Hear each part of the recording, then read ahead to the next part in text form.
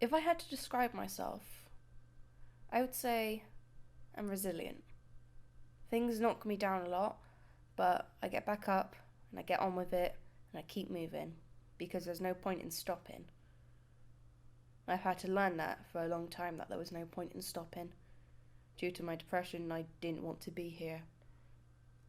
But now, I still feel bad, I still feel depressed, but I know I want to make something of myself.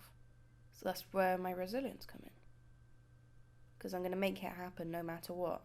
No matter how bad I feel, that's what I am, resilient. My mental illness has stopped me from achieving stuff.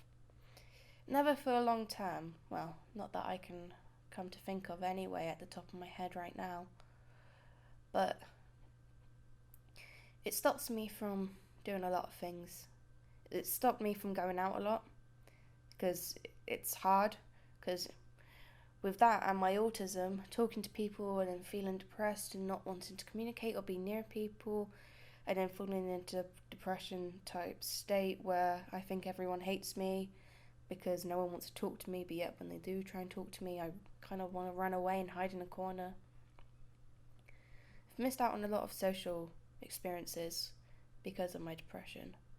And it wasn't only until I was 19, 18 that I realised that was the case.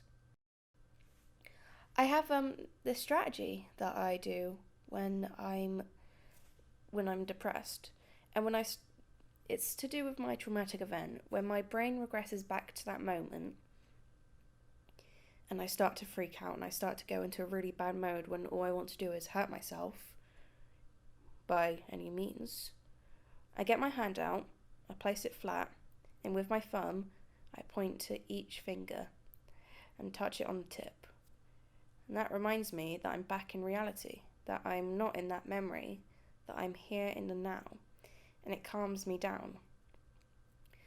Because with the added bonus of autism, I have really quite weird freakouts when I'm just shaking uncontrollably and going into that type of form.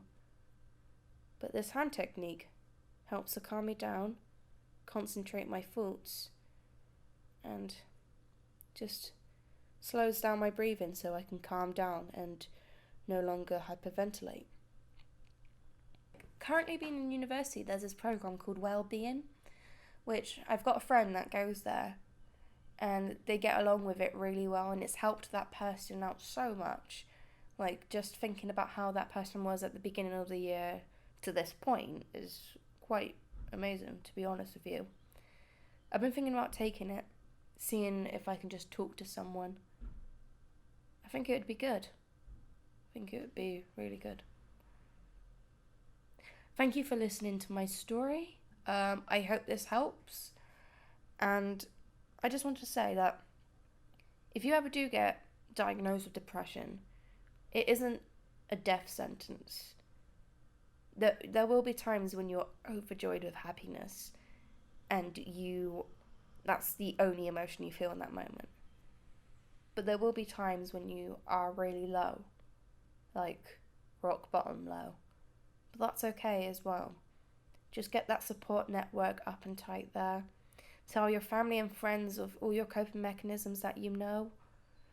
So when you're in a moment where you can't do them yourself, they would grab your hand, put your thumb to your fingers, and tap each one to make you remember that you're in reality.